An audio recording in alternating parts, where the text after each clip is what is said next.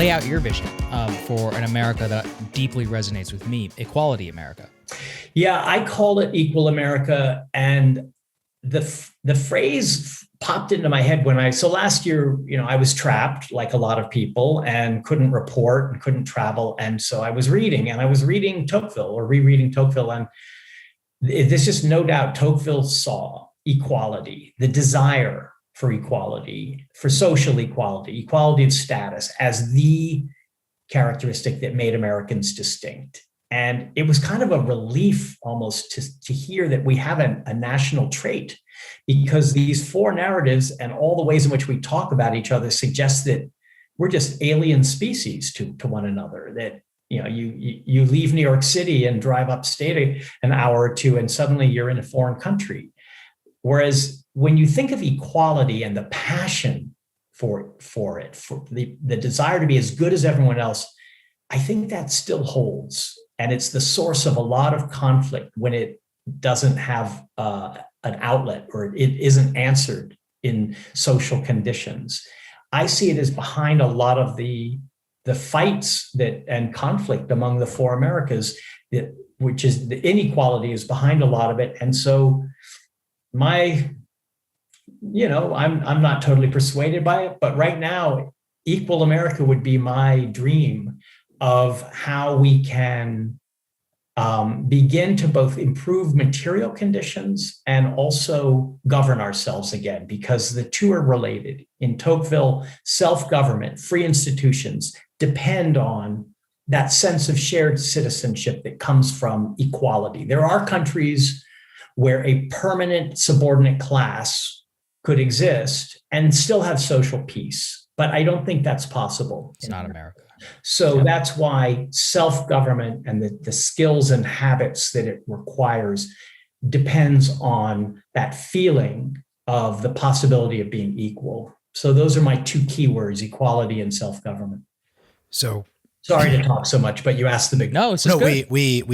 We always talk through the show, and we said specifically, let's allocate 10 to 15 just to get the actual framework out there. Because like you said, this is a polemical argument, so it's important to have that there. So I want to start here. And because we actually have a broad base of listenership across, frankly, all four Americas, we're going to come at your ideas from a bunch of different directions. So these might not necessarily even be things that we believe we're just audience advocates here. So something that's very interesting is the way I think of the Biden years is I think the most important debates that are happening aren't between left and right. In many ways, they're debates within the Democratic Party, within the center left to progressive direction to the left. Just America, Smart America, and basically those two cohorts there. So something that comes to mind, the second you said equality, on the center left to left, equality is it's an increasingly controversial phrase, because there's a way of me putting on a left-wing hat and saying, don't you mean equity? Because if we're talking about equality, what does equality say about the question of, let's say, reparations? Because equity would suggest we need reparations, when from, I think, Saagar, my perspective, I would say that reparations, especially the inarticulate Tumblr version of reparations, is almost certainly going to lead to a world which doesn't look like that equal America that we're looking like. Yep. So what does equal America, in your viewpoint, what does that say about reparations and those very tinged debates where it feels like you are engaging in some form of zero-sum giving and taking in those parts? That is a great question. And you're absolutely right that between the center left and the left, or you could say Smart and Just America, there is a tremendous conflict going on right now. It's also a generational conflict. Although I find more and more people half my age who are sympathetic to my critique of Just America. Still, Just America is a young narrative. Equity has replaced equality for a lot of people on the left. In fact, I caught Biden in a speech starting to say equality, and then he corrected himself, because equity is not a word he normally would use. It's a new term. It's only come up in the last few years, really in the 6 or 7 years that Just America has been a dominant narrative. Originally, people said, oh, equity is just giving everyone what they need. That was the new version, not fairness, which is kind of the traditional version of equity, but giving everyone what they need. But equity has hardened into something closer to ensuring that outcomes are the same across identity groups. And that's actually how it's defined in the Biden administration's executive order from the very first week. Yep. Equity becomes like a dominant thrust of all domestic policy, and it's described in terms of identity groups. I am very uneasy with that. I think it leads to perverse policies. Like, this was before Biden came into office, but the CDC originally was going to start the vaccine with essential workers because non-whites were overrepresented in that group. Whereas the people most likely to die were the old, where whites are overrepresented. It didn't make sense as a policy. So if you start looking at equal outcomes across identity groups, I think 9 times out of 10, you're going to end up not solving the problem that you're trying to solve. No argument here. I mean, Jordan Peterson essentially rose to prominence during the Trump years, explicitly arguing about equality of outcome and equality of opportunity. I very much view myself in the latter category. I know that's what you are at least talking about. Peterson's name, Peterson's name notwithstanding. I think one quibble. Can I just please go ahead? Yeah, I have two minds about this, because having said all of that, I am not sure that the government doesn't owe Black farmers special treatment.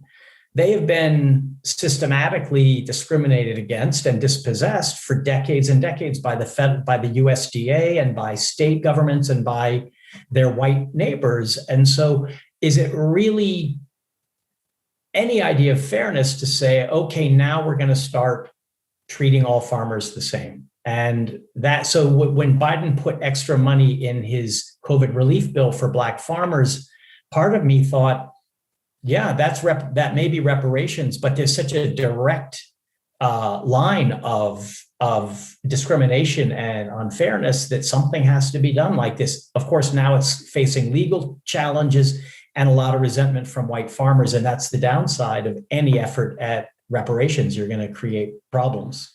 But this is the thing. That's why I very specifically said the dumb version of the reparations conversation, because I'm glad you brought up the Black farmer example, because I think if we're going to create a taxonomy of reasonable conversations around reparations, that is really a direct one, especially given the fact that the federal government is so intertwined in the agricultural industry ever since the New Deal period. That's just so straightforward. You could have a good faith conversation there.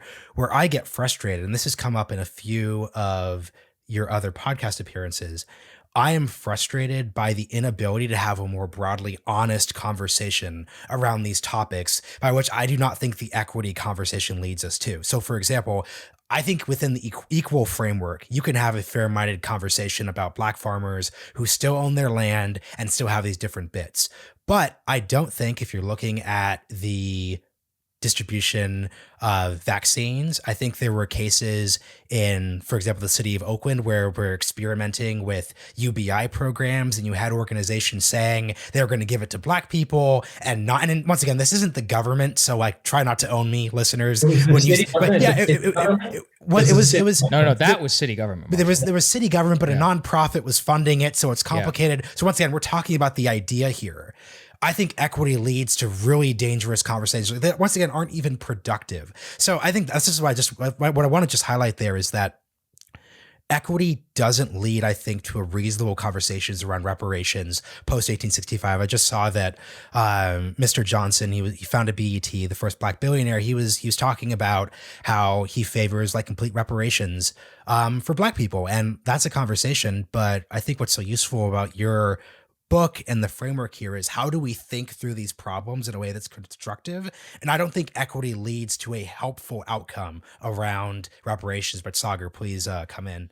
Yeah, I guess where I start to see this all break down is, look, I care a lot too about some of the legacy of Jim Crow and redlining and all of that, but we also live in a multiracial, heterogeneous democracy. And politically, if you want to accomplish that goal, it just seems to me that, and I've made this case a lot and I've gotten yelled at a lot, if you want equity you need to speak in the language of equal politics, because otherwise you're going to get a lot of resentment. You know, I've been thinking recently a lot about my own personal identity, just to go left, which is, look, like my parents are Brahmin Indians. So maybe it's just that I see class in a very different way that most Americans are not used to, as in like, it's like baked into the ethos. And I have seen this happen in India. Like whenever you see in India, when class is literally baked into the society, but race isn't, you see how politics can cleave along different lines in very, very different ways. And increasingly in my lifetime, was born in the 1992, it feels like in the last decade, especially the last 15 years, post-Iraq or more, that we've been living more in that reality of like, all I could see is class in a lot of these debates. And it seems to me that, yes, of course, the story of race and class and all that is deeply intertwined. But if I were to want to achieve Black equity for farmers, I would focus specifically on poor farmers across the board, knowing that disproportionately that Black farmers would be represented within that, specifically because I know that would be more politically palatable and easier to accomplish. I'm curious for your view on that from a political angle. Right. So then we have to put aside platonic justice and just say, how are you going to succeed? And you're probably right. Biden's equity policies are already generating, it's hard to tell exactly how much discontent, because these things have a way of percolating slowly. And then suddenly we have an election and we find out just how many people were pissed off about something. So I think the Republican Party is counting on critical race theory to get them over the finish line in the midterms. Is the COVID bill and the disproportionate money going to Black farmers, although I think the phrase was disadvantaged in the bill, they can't explicitly identify racial groups, but farmers knew who that meant. Does that make it more likely that there's not going to be a second chance and that there's going to be a backlash? I think it does, but I also think Biden and the people who wish him well, if they want to remedy real injustices that are easily identified, they need to explain it. They can't use the jargon of equity and marginalized and the rest of the vocabulary that the left uses in order to create a kind of credential system where a lot of people feel like they have not passed the course and so they don't get to participate in the conversation. They need to explain, Biden or someone, maybe Kamala Harris, needs to explain it in terms of equality. Harris made a big mistake, I thought, in putting out an ad right before the election in which she essentially said, yeah, equality, that's kind of old-fashioned and it doesn't really solve the problem. Here's equity, and the famous cartoon of the baseball. I think it was the mountain. It was a mountain. Climbing the mountain. Yeah, there's several versions. Who is she trying to reach? What is she trying to do? How is she trying to persuade people to vote Democratic with an ad like that? That's the kind of thing that shows how deeply ingrown a lot of the dialogue or monologue on the left has become, and how alienating it can be for a lot of people. So I'm actually for money going to Black farmers because of a history of federal government discrimination, but I'm also for recognizing just how explosive that is, and for taking a lot of care to show that this is part of a larger program that I would call Equal America, not Equitable America, and that includes everyone who is on the struggling end of the economy, which Biden is doing more with the infrastructure bill, where he's talking about broadband in rural areas of Wisconsin, as well as improved water lines in cities. So to me, the infrastructure bill is a very good example of Equal America in action. You know, it's funny. I was thinking around, because I actually agree with you. I once again, not an expert on ag policy, but I'm inclined towards reparations, if not for a better word, for Black farmers. But what you're describing is just politics. The government did this thing bad to this group of people. We don't live in a zero-sum society. Therefore, the government is going to compensate those people. That is what you would say. You do not create a weird cartoon that's very clearly from Twitter and Tumblr, put together by 28-year-olds who are speaking to a non-existent constituency. So what's so funny is that I agree with Saagar's political diagnosis of the problem, but I'm agreeing with your policy outcome, George. I think it's just coming. I think there's a need. Yeah. So please come in. Well, here's another example of equity. So the Biden administration's education department released a regulation guideline. What kinds of grant applications are we going to be looking for?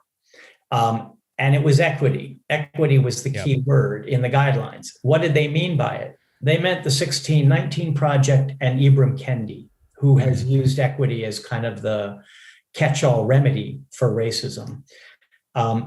There you have, I think, a philosophically deeply flawed approach and an absolutely perverse outcome, because what you're going to end up with is abolishing standardized tests, dumbing down curricula, creating DEI instruction that really becomes a form of retraining of teachers and maybe even children.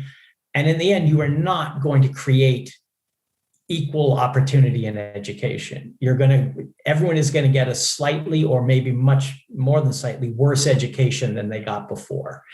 So that's why you can't just generalize and say I'm for or against equity. I think you need to look at what is the issue. And in terms of education, equality, equal opportunity should be what we're always talking about. It's really hard to get to, maybe even impossible, but we should always be trying to approach it, because that's the only way children are going to get the education they deserve.